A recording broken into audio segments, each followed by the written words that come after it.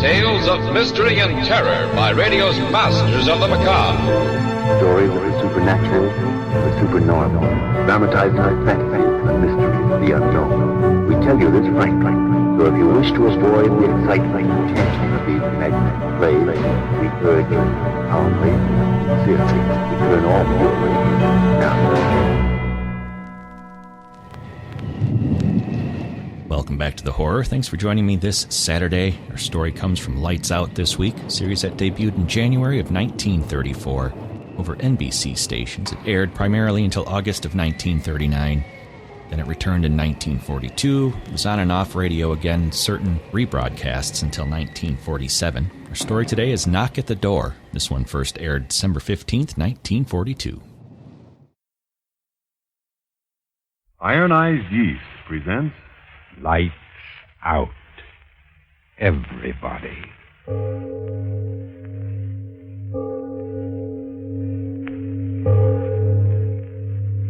It is later than you think.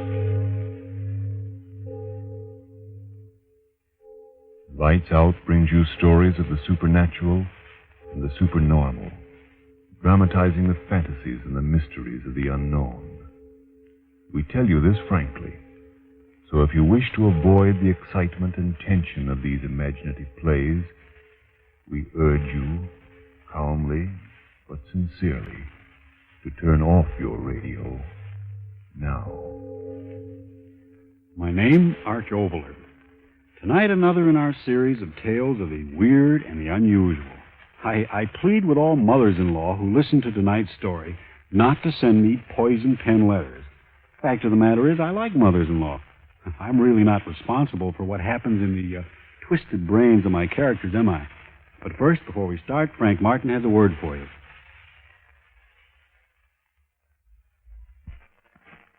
And now, Lights Out. Everybody.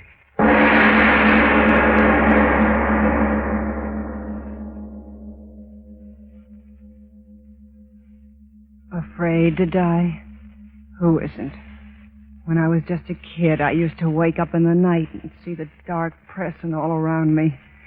And I'd get so scared I'd think I was dead, buried. I'd try to scream. I couldn't. My voice, I'd know I was dead. I'd know it. I'd throw off the cover. I'd cry out, "Mother, Mother!" Oh, why? Why did I yell out like that? Why should I be scared now? I want to die. Gotta die. It's cold here in the basement. I wonder if the grave is cold. Why don't I get it over with? The rope's around my neck. One step off the ladder and I'll hang and die. And I gotta die. I gotta die. The wages of sin are death. Wages of sin are death. Funny how I seem to hear the words the way my father used to say them. The wages of sin. But was it sin? No, it was hate. I killed her because I hated her. I remember the first time we met. Jay had just married me. And we were walking along the street to his house. Oh, Ella, you'll like my ma. Really, you will. Well, Sure, she's swell. Best woman in the world. Is she? Well, I mean... Well, you're my wife now. Ella, that proves what I think of you, don't it? I guess it does.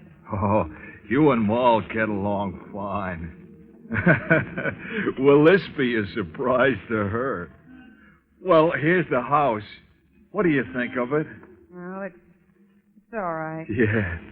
Well, in we go. Will Ma's eyes pop when she sees you? Pop right out, I'll bet you. Come on, Ma, open up. Got a surprise for you. Jay, where have you been, son? Where? Oh. Surprised, eh, Ma? Meet Ella. Jay, you brought home a woman. When she said it that way, right from that minute, I knew I hated her. And that's the way it was from then on. I wasn't Jay's wife to her, but a woman. Stranger in her house. And it was her house and everything in it. Nothing Jay's, everything hers. Ma, can I use your car to take Ella riding? Ma, mind if Ella plants some roses in your garden? Ma, is it all right if Ella uses... That's the way it was. Hers, everything hers. All I had was Jay, and he wasn't much. You can't blame me, you hear me? You can't blame me for not standing it. All my life I'd had nothing, and at last I was married, and I still had nothing. Her house, her car, her money, her son. I couldn't stand it, I tell you. So I killed her. Why do I keep hearing Pa's words in my head? I'm going to kill myself. I'm going to do it. It's just that I want to sit here on top of a ladder and think and talk about everything for a little while. The last chance I'll get. Oh, like I said, I killed her. Oh, not right away. I stood it for weeks and months.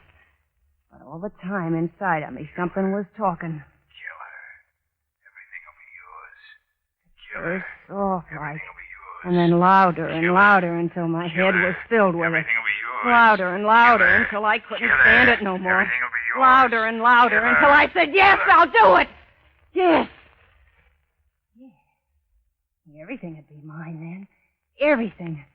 I always wanted it that way. It had to be that way. Here in this basement.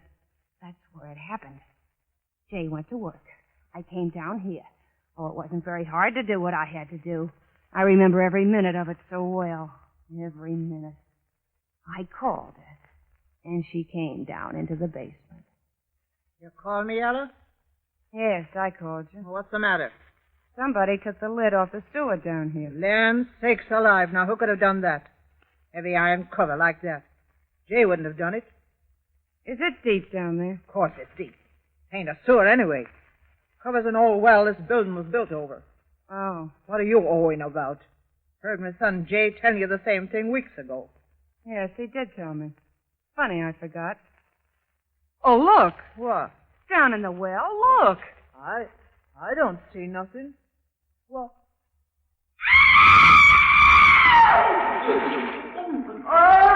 It's your well, isn't it, Mama? Your well. Everything is yours, so stay in it. Stay in it, Mama. Stay in it. Your well, Mama, but everything else is mine now. Everything mine.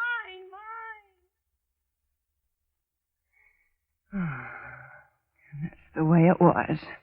Easy. Too easy.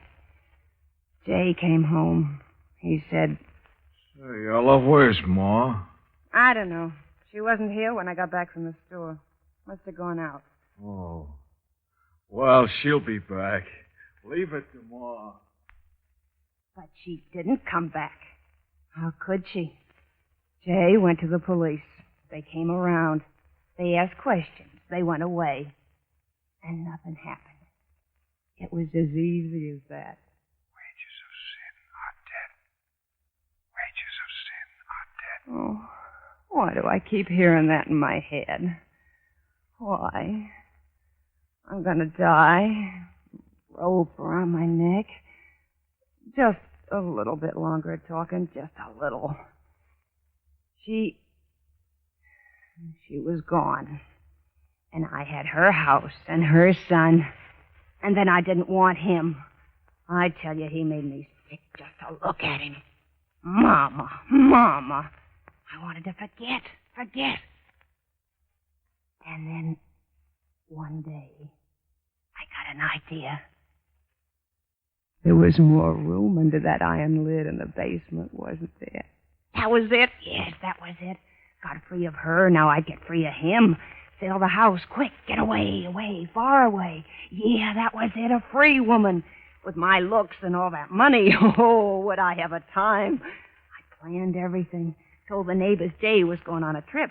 I'd said Jade wrote me to sell the place and join him out of town. I tell you, it was perfect. Came home that night. The night I was going to let him join his mama. Anybody home? I'm always home. Oh, you said that just like Mama used to. Did I? Say, that reminds me. I got a new detective agency working on the case. They think that maybe she lost her memory somehow. You know, like you read about. All right. What, Ella? Sit down and eat your supper. You want it to get cold? Oh, don't see why you don't want to talk about finding Mama. After all... Sit down and eat your supper. You'll find your Mama. You think so, Ella? Sure. Oh, say, that's good hearing you say that. Finding my Ma, that's something I feel like... He sat down to eat. I'd made him a good supper. Why not? His last supper. And then it happened. We were sitting there eating when there was a knocking at the door. No. Who can that be? How should I know? Get up and answer it. Yeah. Peddler, I'll bet you. Nobody here. Then shut the door and come on back and finish your supper. That's funny. I heard knocking plain, didn't you? Yeah, kid's playing jokes. Go on, eat. I want you to help me fix something in the basement. Fix what? You'll see. Finish your eating first. Okay. Those crazy kids. Nah, sit where you are. I'll go and... Hello, wait. Wait for what? Listen. That knocking. How funny it sounds. Those kids. But it's from the basement door. No. Well, I better go see. No. Jay, don't open that door. Don't, I tell you. Don't see why not. Somebody knocking, I gotta see her. Jay, leave the door closed. What's the matter with you? Gotta open it, gotta see. No, Jay. No. No. Mama. Mama.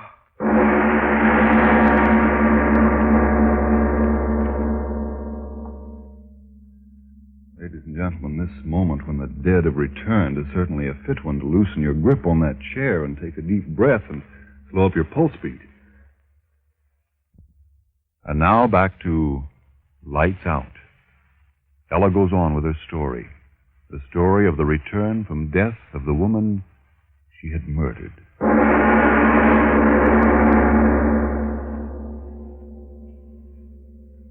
Yeah. It was her, all right. There she was. Eyes glaring. Dirty, gray old hair plastered wet around her face. Standing there. I could see her with my own eyes. And yet she was dead, I tell you, dead. Jay didn't know that, no. He took that dead thing by the arm, and he led her into the room. And he sat her down in a chair. Oh, Mama. You did come back. I knew you would. We both knew it, didn't we, Ella? Now tell us, Mama, where you been. Why'd you go? Yeah, why come back this funny way? The back way up the basement steps. Why, Mama? Mama, you're sick. Oh, Ella, look, she's dripping wet. Ella, quick, take her upstairs and put her to bed. Yeah, and maybe you'd better sleep with her tonight. Keep her warm. Ella? Why are you looking so funny? Ella! Ma! Ella fainted. Why Why did she faint? Why? Sure, I fainted. Me sleep with that. Me keep that warm. Oh, no. I didn't wake up until next morning. Jay was leaving for work. He told me she was sleeping in her room to take good care of her when she woke up. And he went away, happy his mama was back. When he was gone, I sat down there in the kitchen and waited. It got on to 5.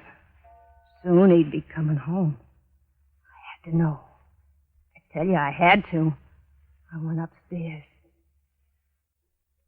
to her room. I opened the door. Nobody there. I tell you, nobody there. The bed not even slept in. She'd never been there, never. I dreamed it. Jay dreamed it. She wasn't there. She hadn't come back. But I had to be sure. I went down in the basement. I pried up that old iron lid. There was the open well. I lit a lantern and held it in the black hole. I looked in. She was there, floating in the water like a big fat... Oh, but she was still there. Well, that's all that mattered. I piled things over the lid to hold it down, an old trunk, boxes, heavy things. That's what I did. Jay came home after a while. He said, How's Mama? I said, all right. He said, Call her down to dinner, will you? I said, yeah, sure. Oh, yeah, that's what I said. I knew Mama was all right where she was. We sat down to dinner. He kept talking about her. How funny it was that she still was sleeping. How funny it was the way she came back. But all the time I was laughing inside myself because I knew what had happened was just a strange dream we both had had. Because she was dead. Dead and floating. We sat there eating. I felt good. The bad dream ended. For this night, Jay would join his mama. Swimming. Yeah. And then, just like the night before, it happened. Say, now who in the world's that? And it's the basement door again. Now what in the... Mama! You! Yeah.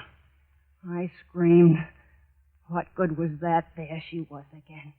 The water dripping down off her face and clothes and puddling on the floor. And this time I knew it was no dream. She came into the room. She sat down on a chair. Jay talking all the time. He didn't see the way I saw that her face was... Oh, started to thunder. And Jay said... Oh, Mama, you should never have sneaked out on a night like this. Now to bed with you. In the morning, I'll call the doctor. Ella, you take Mama upstairs to bed. And this time, be sure you sleep with her. You know how scared she is of thunder. Go on now. She's soaked to the skin.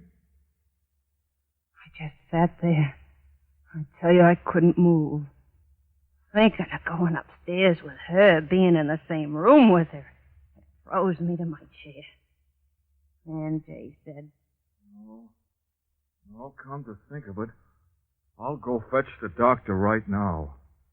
Can't take any more chances. Ella, you take Mama right upstairs and put her to bed. Lie down with her. Keep her warm till I get back with Doc Williams. Then he was gone. Gone after the doctor. I sat there, the flesh on me crawling. The doctor'd come and he'd see that she was dead a long time. He'd be sure to see it the way I saw it, dead, and the water had... How long we sat there looking at each other, I don't know. And then her lips moved, and it was like a cold wind. My son said, to put me to bed. That's what she said. My son said to put me to bed. And then I understood the whole thing. She'd come back from the dead to keep me from killing him. And she wanted me along upstairs to... No, I wouldn't do it. I sat there without moving. Her lips moved again. He said to keep me warm. Come upstairs, Ella, to keep me warm. Me keeping that dead thing warm. Her wet, cold, dripping skin against... No, I wouldn't do it. She thought she'd make me crazy that way. Hold me in her bony arms until the sense in me ran out, the way the well water was running out of her. Make me crazy. Something to be locked away like they locked my own mother away. Crazy. Oh, no, that wouldn't happen to me. She wouldn't make me crazy, not me. I got to my feet. I turned quick before she could stop me. The basement door. I locked it behind me. Ran down the basement steps. Oh, I knew how to cheat her. The sure way, the only way. Oh, that's why I'm down here now. The rope around my neck. The other end tied to the crossbeam. I'll jump off this ladder. The rope will stretch. I'll be dead. And she'll never get me crazy. Still thundering. If I make noise as I choke, nobody'll hear me. And I'll die. And I'll never see her again. Why don't I do it now? There ain't much time. Jay and the doctor will be coming back. I gotta be dead then. Good and dead, or they'll find out the truth about her. Why don't I do it now? Why don't I do it? 'Cause I'm afraid. Afraid of dying. That's why I've been talking here in the dark, 'cause I'm afraid. Oh, it'll be so dark. Empty. Things will go on in the world, and I'll have nothing but the dark. Why should I die? Yeah, why should I? If I left this house, she wouldn't follow me, would she? That's all she wants, the house, her Jay. Well, she can have him. I'll go right away. Far away. They'll never find me, never. Oh, the rope. It's so tight around my neck. Oh, I gotta get it off. I gotta hurry and get away before Jay and the duck... I can't get the rope off. Who's there? Who's coming down the steps? Is that you, Jay? Oh, you followed me down? How could you? I locked the door. Oh, but then I put that iron lid over you, too, didn't I? And it didn't do much good. Oh, listen, I'll go away. You hear me? I'll go away. This'll be your house and everything in it. Hear me? All yours again. And Jay, I'll leave him, too. I won't take anything with me. I'll just go right away. Get the rope off. I'll go. You'll see me go. Oh, I made the noose so tight I can't seem to... Mrs. Kruger, what are you going to do? Well, you're not going to climb up the ladder. Oh, no, stay off. Stay off, I tell you. Don't come closer. I can't stand you coming closer. Stay away, the ladder will fall. The rope is still around my neck. If I fall,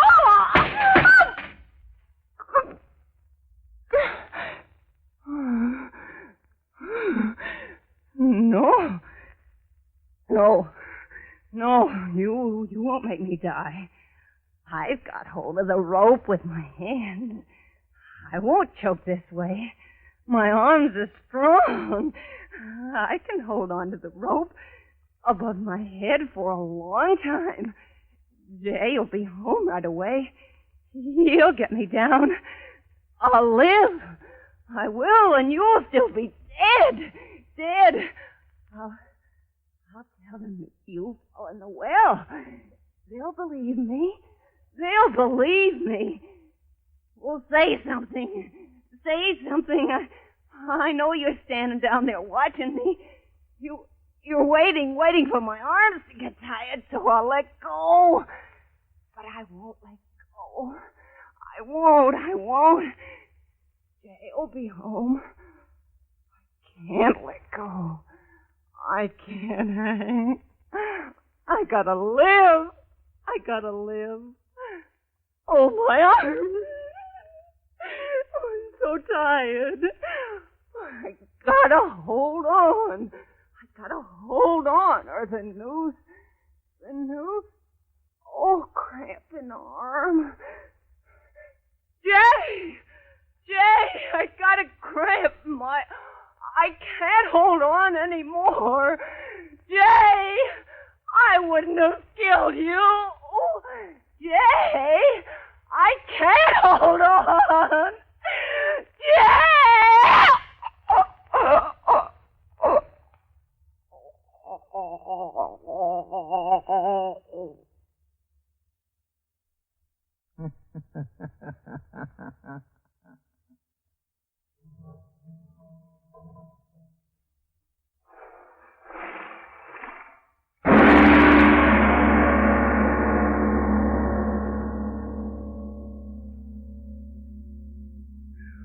Mr. Obler, last week and again this. You really believe the dead can return to avenge? Well, I have an answer this week, a factual one, which will wait for a moment for you, Mr. Martin. You were about to tell us... Yes, about the return of the dead, whether or not I believe that the dead could return to avenge an evil. Frank, have you ever heard of Charles Fort? No, I haven't. Well, Charles Hoy Fort was born in 1874 and died in New York in 1932. The unusual, the supernormal, the supernatural fascinated him, just as one man might collect postage stamps. Charles Fort, for 20 or 30 years, collected records of phenomena which dogmatic science couldn't explain, strange murders and so forth. I suggest that, therefore, that any of you who think that this is the only possible world spend a very pleasant weekend reading these records in Mr. Fort's work, The Book of the Damned. The best possible answer to the ghost question is, who knows? And now what about next week, Mr. Obler? Well, next week a story of suspense, which is, I believe, quite different from anything you've ever heard before. Have you ever watched a shooting star streak across the sky and suddenly have a feeling of almost terror? But, well, all that's next week. Lights Out will come to you again next Tuesday at the same time. Be sure to listen to Arch Obler's weird story of the thing out of interstellar space. And if you need more vitamin B and iron, be sure to try ironized yeast, the one and only ironized yeast, with the big letters IY on the package and on each tablet.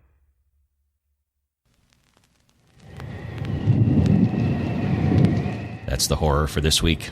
Find more Lights Out at relicradio.com alongside past episodes of this podcast, all the others, and thousands of other old-time radio episodes.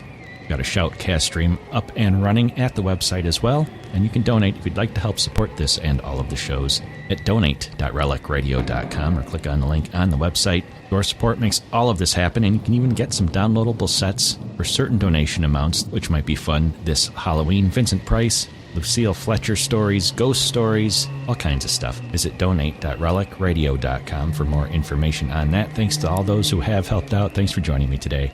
Talk to you again next Saturday with another episode of The Horror.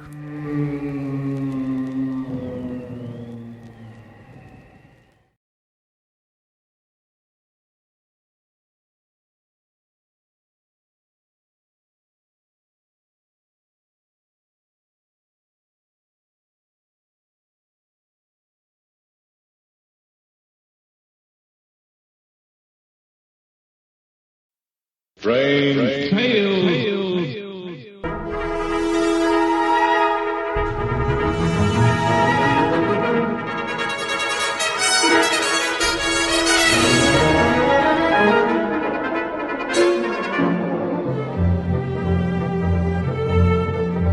RelicRadio.com presents tales of the strange and bizarre, the weird and the wicked.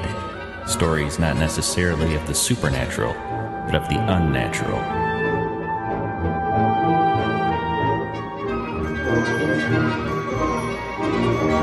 Join us now for Strange Tales, featuring radio drama at its most mysterious and unusual.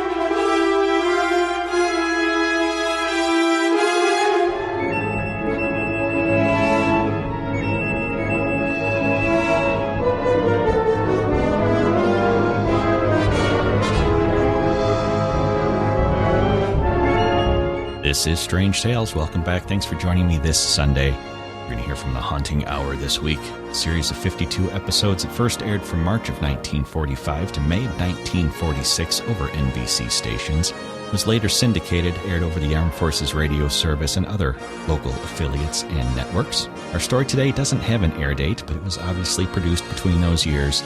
It's The Dark Tower. Here's the Haunting Hour.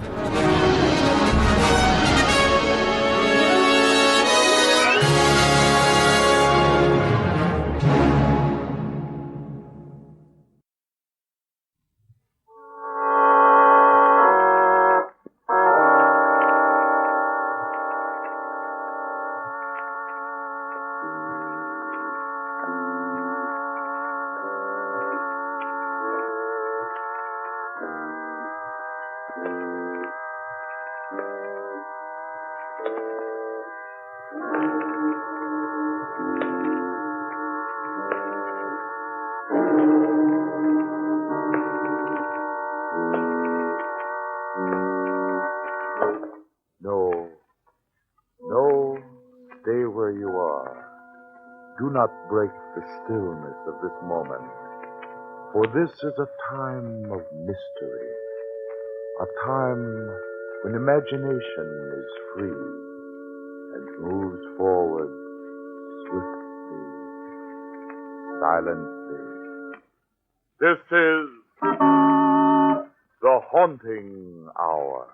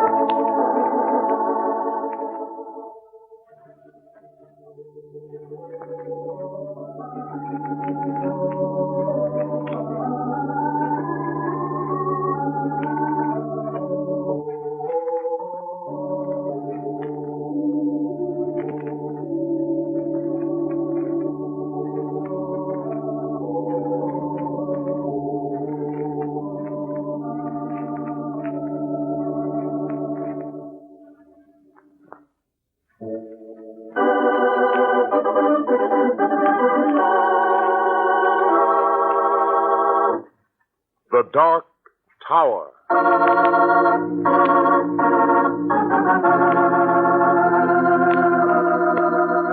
Perhaps I should have known from the very beginning, as the car brought me up the great curving drive.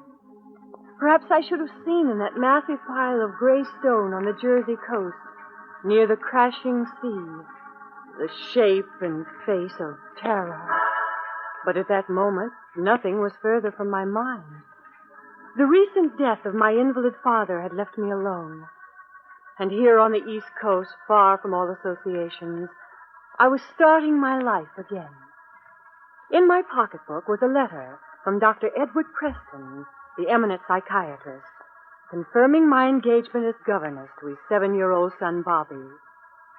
And in my mind were all the thoughts of a young girl, anticipating anything except fear. And so, I found myself at my first interview with Dr. Preston. Well, I think we understand each other then. And the salary's agreeable? Of course, Dr. Preston. But it seems a great deal for... Please, Miss Carroll. As I explained in my letter, there's good reason for that. A reason that becomes my painful duty to tell you now. Yes? My wife is mad. Oh, how terrible for you. To be a psychiatrist and be powerless to help my own wife. Is there no hope? I'm afraid not. You see, I'm not her first husband. She was married before and had a son, John. He was killed last year in China in a plane crash. Oh. His death was a great shock to my wife. She never recovered. I can understand that. I told you that my father... Yes, of course. Mrs. Preston, however, is still quite active. That's why you must be with Bobby continually. Dr. Preston, you don't mean... I mean that Bobby must never be left alone with her. Oh. My wife is attended constantly by my housekeeper, Miss Brandley. She's completely trustworthy and has been with my family in this house for years. And I am Bobby's guardian. Exactly. It's no easy job. Miss French, the last governess, just packed up and left without a word. I want to be sure you understand completely before you begin. I appreciate your honesty, Doctor, and I wish I could tell you how sorry I am for you. Thank you, Miss Carroll. In spite of what you know now, you will stay? Of course, Doctor. You need me. I'll stay. Not only need you, Miss Carroll, but want you. I'm sure Bobby will agree when he sees what a pretty young governess I've been...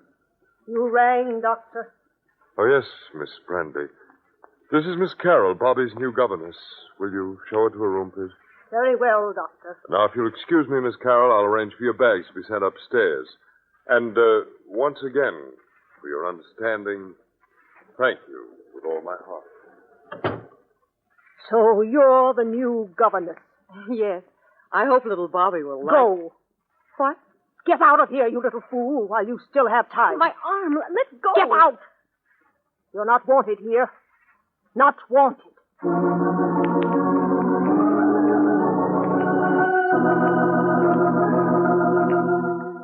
I should have fled then, with the cold, icy fingers of fear beating a tattoo inside me, as I broke myself out of the grasp of this chill, domineering woman.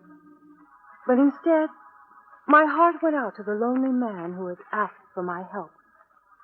And so I stayed, to follow Dr. Preston up the great, curving stairway in the vast, echoing hall. Up it spirals into a room in the high tower which gave the house its name. This will be your room, Miss Carroll. Bobby's through the connecting door. Oh. Oh, what a magnificent view. Yes, the view is wonderful. The Atlantic. That's all ocean for 3,000 miles over the horizon. Oh. The sea breaking on the rocks far below may disturb you a little at first, but eventually that rhythm becomes a lullaby. One could sleep to it forever. Listen to it. Oh, French windows. And a little balcony, too. Oh. Yes, I wouldn't use this balcony if I were you. You see how low the railing is, and it's a sheer drop to the sea and the rocks. I hope you won't find a use for it, Miss Carroll. No, I certainly won't. And with a child, it seems very dangerous to have it. Well, here's Bobby. Bobby, come here. Daddy. Hi, Daddy. It's all right, Miss Brantley. How are you, son? Well, look who's here. The new governess. Bobby, this is Mary. Hello, Bobby. How do? Are you Mary Papa? Now, who's Mary Poppins? I know. She's in a book, isn't she, Bobby? She had an umbrella. Yes, and she slid up the banisters. Can you slide up the banisters, Mary? I'm afraid not. Well, I should think not. Miss Carroll isn't in a book. She's real. But Miss French was real, only she was an angel, and she could fly. Miss French was the governess who left. Oh. And what makes you think, young man, that she could fly? I know she could fly because... Mrs. Preston, what are you doing up here? Joyce. I wanted to see my baby, Edward. No. I just wanted to touch him. No, don't let her touch me. She's bad. Mary, don't let her touch me. Now, Bobby, that's all right. It's only your mummy. No, take her away. Bobby, don't you know me? I just wanted to see you. Joyce, you know you shouldn't be up here. Come away. But just to see him, only for a moment. Come away. Edward, I'm a mother. You can't shut me away from my child. You can't. Joyce, Yes, Edward. Yes.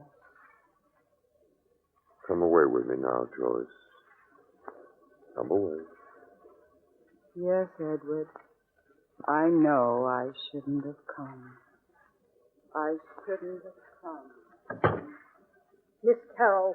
Oh, Miss Brantley, I didn't know you were here. Now, will you leave? Oh, hush, Bobby, it's all right. Of course not. I'm needed here. You're a fool. A blind, stubborn little fool. Maybe I am, but I'm not leaving. You'll leave, all right, sooner or later. But I've done my duty. I've warned you.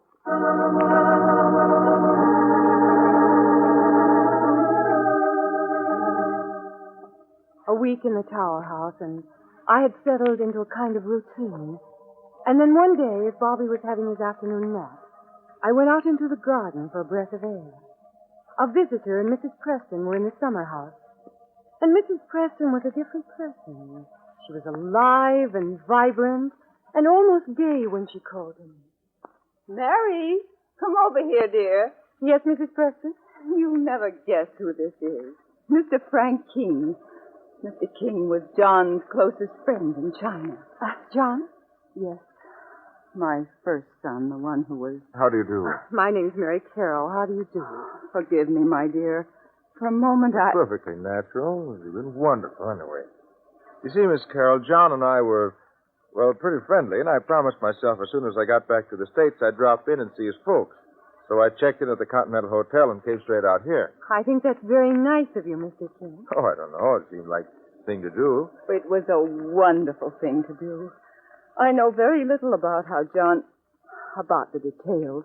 And you've been like a breath of good, pure air. Oh, you've blown away a lot of the cobwebs for me, Mr. King. Really, I feel like a new... Edward. Oh, Dr. Preston, this is a Young friend. man, I don't know who you are, but you have no business here. My wife isn't well. She's forbidden to have visitors. Miss Carroll will see that you leave. Come, Joyce. But, Edward, this is John's friend. You'll allow me to know what's best for you. Oh, now look here, sir. You will After all- please leave at once. Are you coming, Joyce? Yes, Edward. I'm coming.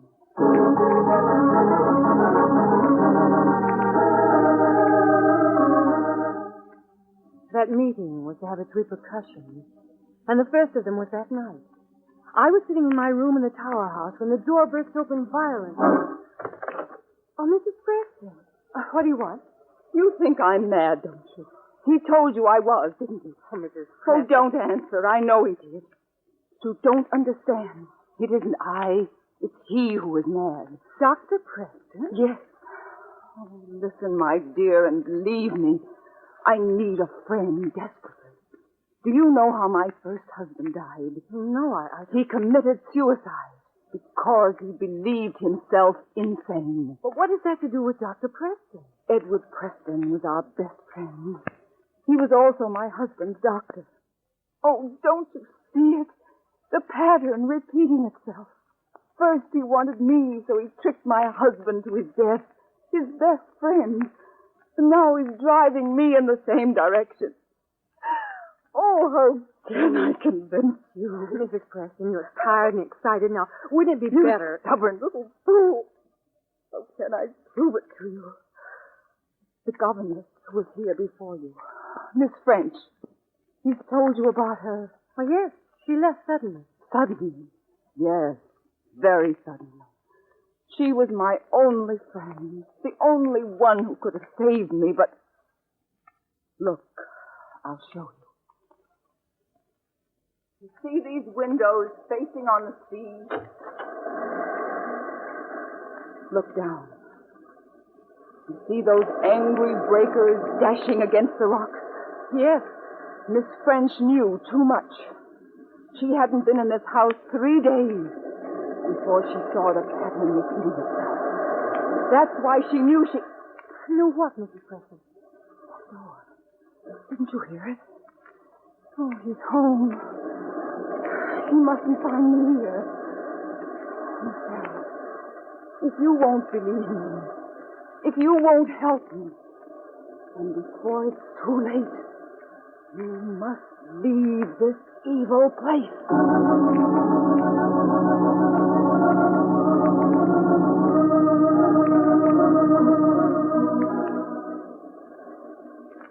Miss Carol? Bobby, what are you doing out of bed? I heard you and Mommy talking before. I'm afraid of her. She knows the secret, too. What secret?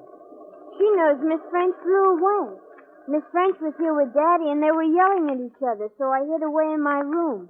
Then Daddy went away, and I looked in, and Miss French was gone. And the windows were open, just like that. Oh. You're not going to fly away, too, Mary? No, my darling. When I leave, it will be with you, and not that way. Not that way.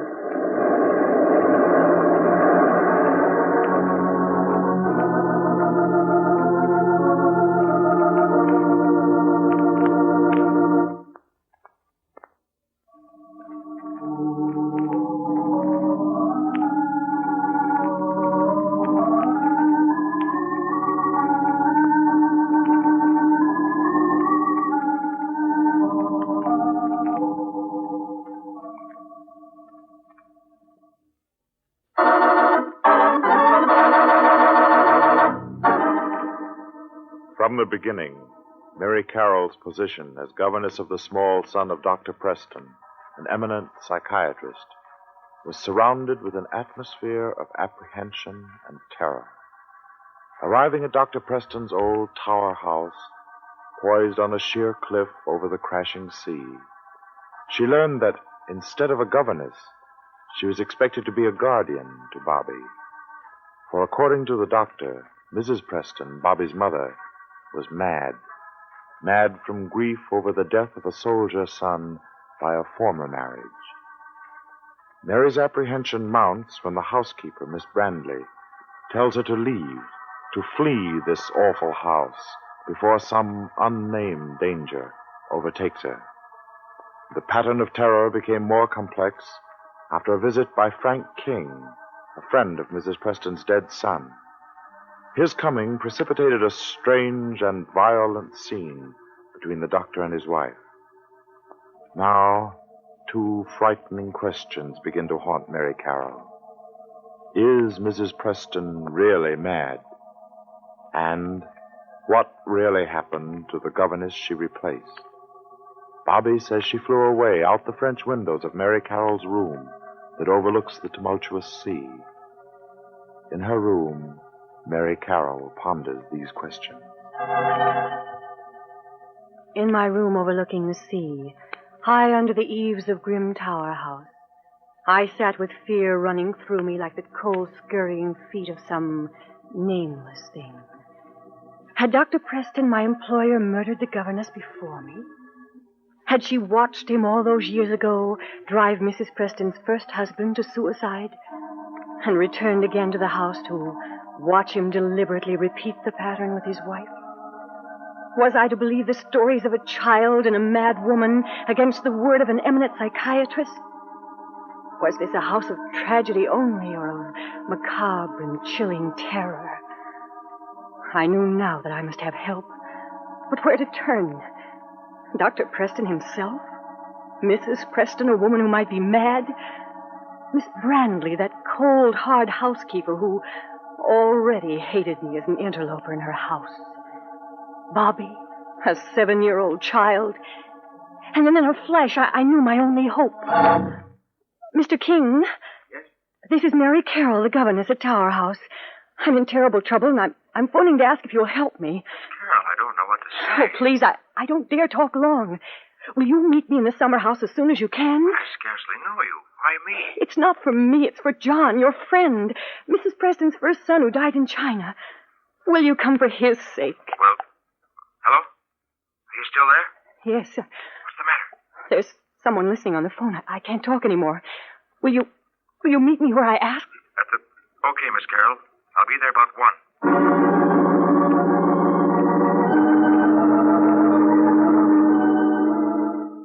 There was no moon, and the night closed around me like a cloak as I raced across the lawn toward the glowing coal of a cigarette in the summer house. Oh, thank heavens you came. Were you expecting me, Miss Carroll? Dr. Preston. You were expecting someone else. No, Yes, that is, he's the man I'm in love with. Miss Carroll, when you came here, I told you this was a hard job. Now, if you can't live up to the terms of it, we'll have to come to some other arrangement. No, Doctor, I'm perfectly satisfied. I was in the wrong. I'm glad you're so reasonable. Now, when your young man comes and... I think I hear him now. You'll tell him to go immediately and never come back. Are we agreed? Yes. All right. You may have a moment with him, but I shall be listening. Hello? Hello there. Oh, my dear, I'm so glad to see you. Kiss me, please, kiss me. Well, far be it. Now say something nice to me quickly, please. Hello, darling. Oh, you're looking lovely. Just hold me close for a moment, dearest.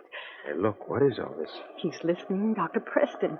I have to talk fast. He's trying to drive his wife mad. What? Darling, I can't tell you why, but I can't see you anymore for a while. But Mary, I don't understand. Well, will you trust me till I can explain? Oh, I don't know what to say. Oh, don't say anything, darling. What do you want me to do? There was a governess here, Miss French. She disappeared.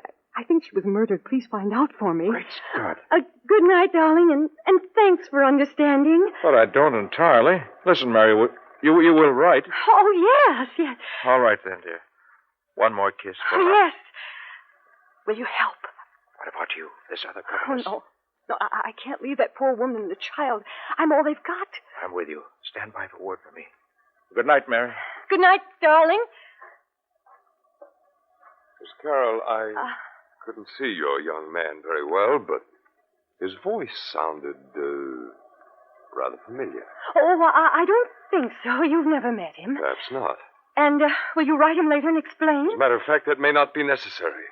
Why not? Because, Miss Carroll, I've decided to commit my wife to my sanitarium tomorrow.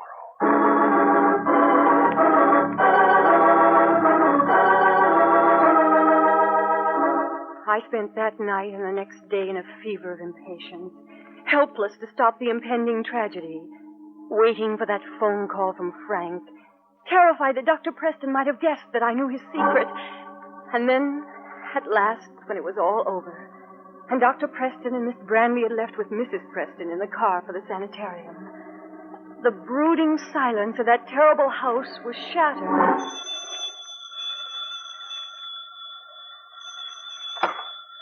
Hello? Mary? It's Frank. Frank King. Yes? You were right about that governess. She did disappear. The police are checking on it right now. It doesn't matter. What? It's too late. They left 15 minutes ago. They took Mrs. Preston to the insane asylum. Are you alone there? Except for Bobby. Mary, you've got to leave that place. You're in danger. Not anymore. It doesn't matter. Mary, what's wrong? Mary. There's a draft. As though the front door... Mary, listen to me. Get to your room and lock yourself in. I'm calling right out. Frank, I'm scared. There's someone in the house. Get hold of yourself, Mary. Don't talk. Get to your room and lock yourself in. I'm on my way. Oh. Who's there? Who's the door? Oh, the lights. Where are the lights? Oh. Dr. Preston. Don't point that gun at... You little idiot. You think you deceived me for a moment? I knew you'd found out. So I'm afraid you must be removed. You wouldn't dare. Why not? I listened to you on the phone telling your gallant Mr. King that I'd left the house for the sanitarium. Who knows that I've come back except you? Miss Branley? Miss Branley doesn't care for anything but this house and me. My wife is insane. As for the time, I drove slowly, natural under the circumstances. But why are you doing all of this? Why? Do you know what it is to love a woman of stone? A woman who could never forget her first husband? Do you know the humiliation of loving without being loved? A love I committed murder to gain. Oh, so you did murder him, too? Of course. Oh, it was noble. His best friend, his doctor. The kind words, the gentle suggestions, like water dripping on a stone. The gnawing doubt, until he stilled it with a bullet through its brain. Oh, how could you? I would have done anything to possess her. And I did. I married her a year later. I lavished everything on her, even gave her the child she wanted, and for what? Only to find her love given to a child. But I've had my revenge. First, in denying her his love, and now, in destroying her. I mortgaged my life for a woman of stone, and now I loathe her. I despise her. You're mad. Not mad enough to forget what has to be done. The windows, Miss Carroll. A short leap to eternity. Maybe you are the lucky one.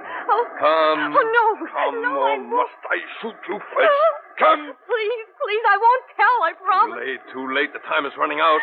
There, that's better. No. Now, jump. No, Mary, don't fly away. Please don't fly away. Bobby. Daddy, don't let her fly away. I want her to stay. Bobby, let go of me. Let go of my leg. Oh, no, watch out the balcony. Help me.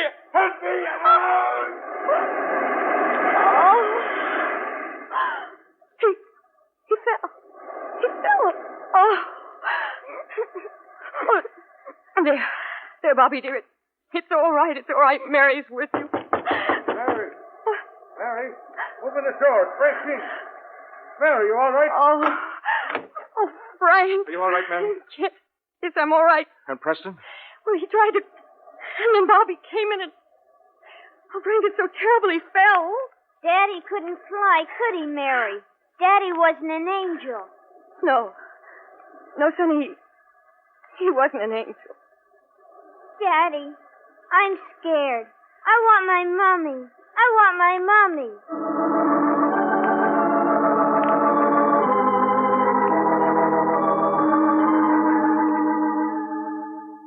It's over now.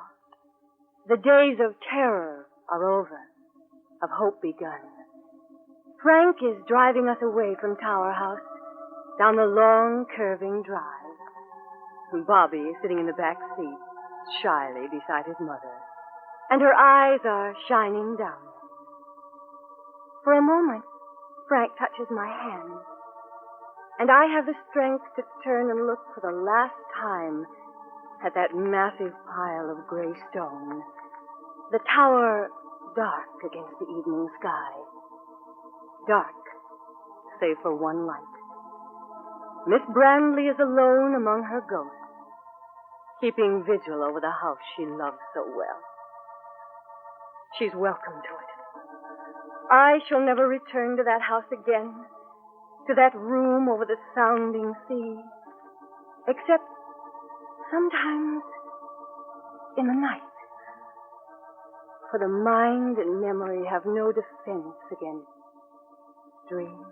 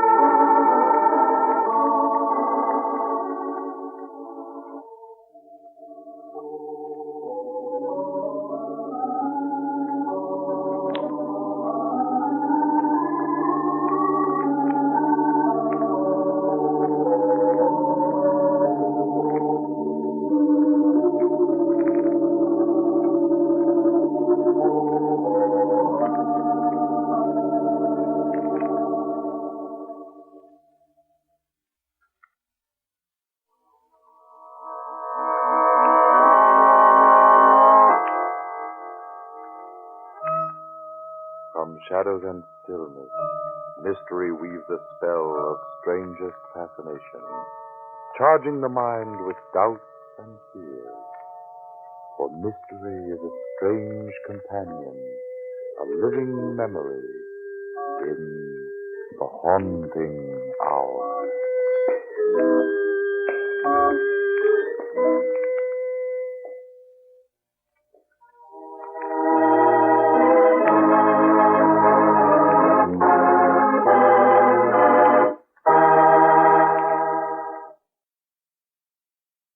That's our Strange Tale for this week. Hope you enjoyed it. You can hear more from The Haunting Hour, past episodes of Strange Tales. Find all the other podcasts and thousands of other old-time radio episodes at relicradio.com. Our Shoutcast stream is up and running there, and if you'd like to help support this and all of the shows, you can donate. Visit donate.relicradio.com or click on the link while you're on the website. Your support is how all of this keeps coming to you every week. Thank you, as always, to those who have helped out. Thanks for joining me today. Be back next Sunday with another episode of Relic Radio's Strange Tales.